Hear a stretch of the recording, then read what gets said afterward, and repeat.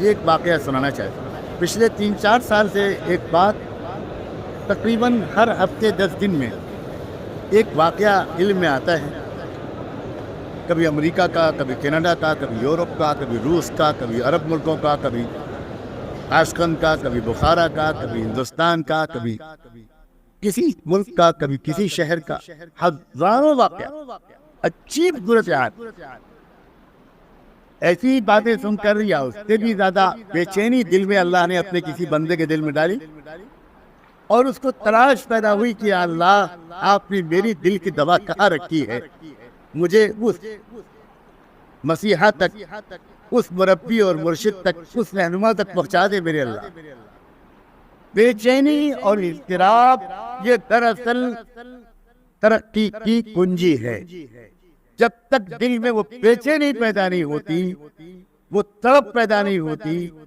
کہ آدمی کا جی نہ لگ رہا ہو دنیا میں، اور وہ دن رات دعائیں مانگ رہا ہو کہ اللہ اس طرح مجھ سے زندگی گزاری نہیں جاتی۔ یہ سونا ویران دل جس میں آپ کی محبت نہیں، آخرت کی فکر نہیں، نمازوں کا شوق نہیں، ذکر کی لذت نہیں، اے اللہ یہ کوئی زندگی ہے؟ یہ کوئی جینے میں جینا ہے؟ اللہ میں اپنی زندگی کو بدلنا چاہتا ہوں، دل کو بدلنا چاہتا ہوں، کہاں جاؤں؟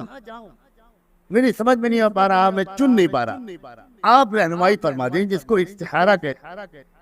سینکڑوں لوگ، بلکہ اب تو ہزاروں تک تعداد پہنچ گئی۔ عجیب معاملہ ہو رہا ہے، ہر کچھ دن کے بعد کوئی شخص ہمارے حضرت کے پاس پہنچتا ہے۔ اگر سفر کر کے جا سکتا ہے تو جاتا ہے، حج میں مل سکتا ہے تو ملتا ہے۔ ہر سال ہزاروں ایسے لوگ حج میں ان کو تلاش کرتے ہیں، عمرے میں وہ جاتے ہیں تو وہاں ان کو ڈھونڈتے ہوئے لوگ آتے ہیں۔ کوئی کسی طرح ای میل کے ذریعے، فون کے ذریعے، خط کے ذریعے اپنی بات ان تک پہنچا سکتا ہے۔ تو اب ایسے ہزاروں لوگ دنیا میں ہیں، جن میں سے کئی سو کو تو میں بھی جانتا ہوں، کہ جو ایک ہی طرح کا واقعہ بیان کرتے ہیں، تھوڑے بہت فرق کے ساتھ۔ اور وہ یہ کہ میں تڑپ رہا تھا، اعتکاف کیا میں نے، صدقے کیے، روزے رکھے، زکات دی، اللہ سے چمٹا، رویا، تڑپا، توبہ کی، اور یہ کہا کہ اللہ مجھے کسی طرح اپنے کسی ایسے اچھے بندے تک پہنچا دیجئے جس کے پاس بیٹھ کر میں بھی نیک بن جاؤں۔ تو عام طور پر اللہ کے ایسے بندوں کو عجیب و غریب بات ہو رہی ہے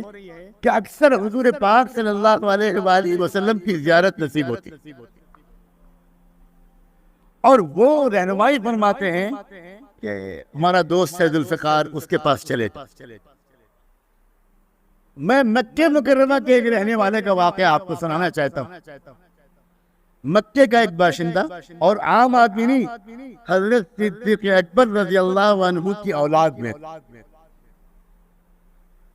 اللہ اکبر، ایک ہی خاندان ہے وہاں، جو گویا مکے سے باہر نکلا ہی نہیں۔ زلزلے آئے، طوفان آئے، جنگیں ہوئی، کچھ ہوا، اس نے طے کر لیا کہ ہم کو یہ در نہیں چھوڑنا۔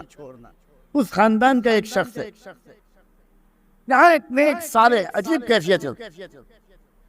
اس کے دل میں تڑپ پیدا ہو۔ اس نے حضرت کی ایک کتاب پڑھی عربی میں، تصوف و سلوک پر جو کتاب ہے حضرت کی، وہ اس نے عربی میں پڑھی، اور دل میں شدید بے چینی پیدا ہو۔ اور یہ بے چینی اس کو اس حد تک کر دی کہ پورے حج میں، وہ حج کے مجمع میں، بھیڑ میں، عرفات میں، مینا میں، حرم شریف میں، سڑکوں پر ڈھونڈتا پھرتا تھا، اور جو نظر آتا کوئی ہندوستانی یا پڑوس کے ملک کا، اس سے پوچھتا تھا کہ اس کتاب کے مصنف کو جانتے ہیں؟ کہیں ملاقات ہو پائے گی میری؟ عجیب دیوانگی کے ساتھ، یہاں تک کہ وہ مایوس ہو گیا۔ تو حج کے بعد مدینہ منورہ چلا، وہاں جا کر درود شریف کا اہتمام کر کے دعا مانگنی شروع کی، اللہ تعالیٰ سے کثرت سے دعا مانگنی شروع کی۔ ایک دن بالآخر اللہ تعالیٰ کی توجہ ہوئی، اور حضور اکرم صلی اللہ علیہ وسلم کی زیارت نصیب، اور دیکھا کہ حضور بیٹھے ہیں صحابہ کرام کے ساتھ، ترتیب کے ساتھ صدیق اکبر رضی اللہ عنہ بیٹھے ہیں، ہمارے فاروق، سیدنا عثمان، سیدنا علی اور چند صحابہ،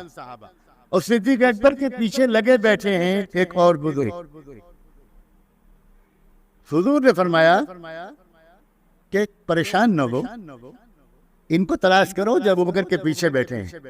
یہ یہیں کہیں ہیں، ان کو تلاش کرو، میرا سلام کہنا، اور اپنے دل کے درد ان سے کہہ دینا مجھ تک پہنچ جائے۔ اب بہت دیوان کی تاریخ کیا کرے، ایک ایک امام مسجد نبوی کی صفوں میں ڈھونڈتے پھر رہے ہیں، لوگ حیران کہ اس کو ہوا کیا اس شخص، یہ ایک ایک کو دیکھتا پھر رہا ہے، ایک ایک سے پوچھتا پھر رہا ہے، اس شکل کو دیکھ رہا ہے، اس صورت کو دیکھ رہا ہے کہ جو صورت خواب میں دکھائی گئی صدیق اکبر کے پیچھے بیٹھی ہوں۔ بالآخر مکہ مکرمہ میں طواف کرتے ہوئے اس شخص کی نگاہ حضرت پر پڑ گئی، بس انتظار کرتا رہا کہ طواف مکمل ہو، اور طواف مکمل کے بعد وہ آ کر لپٹ گیا، وہ عجیب اس کی کیفیت، حضرت حیران، استقبال کیا، اس کو خیریت پوچھی، عربی زبان اس کی مادری زبان، ظاہر ہے کہ خالص عربی اور نسل، عربی میں بات چیت شروع ہوئی، حضرت نے حضرہ اطلاق فرمایا آئیے گھر چلیں، ابھی اس نے کچھ کہا نہیں، گھر پہ آ کے اس نے آ کر اپنی بات کی، جب حضرت بیٹھ گئے اور اپنا تعارف کرایا اور کہا کہ میں بہت عرصے سے مانگتے مانگتے میری عجیب کیفیت ہے، میں پہلے کتاب کے مصنف کو تلاش کرتا رہا، وہ نہیں ملے، پھر میں نے اللہ تعالیٰ سے بہت دعا مانگی، پھر آپ کی شکل مجھے دکھائی گئی، اور میں آپ کو نہیں جانتا کہ آپ کون ہیں، آپ مجھے بیعت کر لیں اور مجھ کو کسی طرح تقوی والا بنا دیں، مجھ کو اللہ تعالیٰ کا نیک بندہ بننے کا شوق ہے، مجھے کچھ نہیں چاہیے، میں گناہوں سے توبہ کر کے اللہ کا نیک بندہ بنانا چاہتا ہوں۔ ابھی تک اس نے نہیں بتایا تھا کہ وہ ہے کون، تو حضرت نے ان سے کہا کہ آپ تو ہمارے سر کے تاج ہیں، آپ عربی النسل ہیں، مکہ مکرمہ میں رہتے ہیں، اس عاجز کے پاس جو امانت آپ ہی کے آباء و اجداد کے سے ملی ہے، وہ میں یہ عاجز آپ کو ضرور پیش کرے گا، ضرور پیش کرے گا۔ آپ انشاءاللہ حرم چلتے ہیں ابھی تھوڑی دیر میں، وہیں بیٹھ کر انشاءاللہ آپ کو بیعت کریں گے۔ وہاں بیٹھ کر بیعت کرنے کے بعد اس شخص نے اپنا تعارف کرایا کہ میں صدیق اکبر رضی اللہ عنہ کی اولاد میں۔ حضرت کھڑے ہو گئے اور بس حضرت پر عجیب کیفیت اور کہا کہ آپ میرے لیے مغفرت کی دعا مانگیں، آپ خانہ کعبہ کی طرف ہاتھ اٹھا کر میرے لیے مغفرت کی دعا مانگ دیجیے، آپ کو کچھ نہیں بگڑے گا۔ آپ کی جد امجد کی جھولی سے پوری امت کو سنبھالنے کا موقع ملا تھا، آپ کی در کی خیرات ہے جو اس عاجز کو صدی در صدی حضور کے غلاموں سے ملی ہے، نقشبندی سلسلہ یہ صدیق اکبر کی خاص میراث ہے، میں وہی بانٹتا پھر رہا ہوں۔ آپ اس سلسلے میں داخل ہوئے، یہ میرے لیے عزت کی بات ہے، آپ دعا کریں کہ میں اس امانت کو صحیح طور پر نبھاتے ہوئے دنیا سے چلا جاؤں۔ اب اس شخص کا حال یہ ہے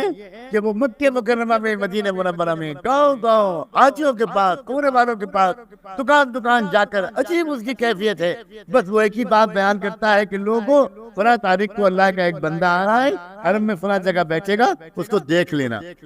اس کو بس دیکھ لینا، تمہاری آنکھوں میں انشاءاللہ حضور کی محبت آ جائے گی، اللہ کی محبت آ جائے گی۔ یہ اس طرح کے واقعات ہزاروں کی تعداد میں ہیں۔ اللہ ان کے وجود کو مبارک فرمائے، ان کی عمر پر برکت نصیب فرمائے، اور اس صوبے کو، اس شہر کو، اس کے ایک ایک کچے پکے گھر کو، ہمارے ملک کو اور پورے عالم کو ان کے فیض سے اور ان جیسوں کے فیض سے بھرپور فائدہ اٹھانے کی تو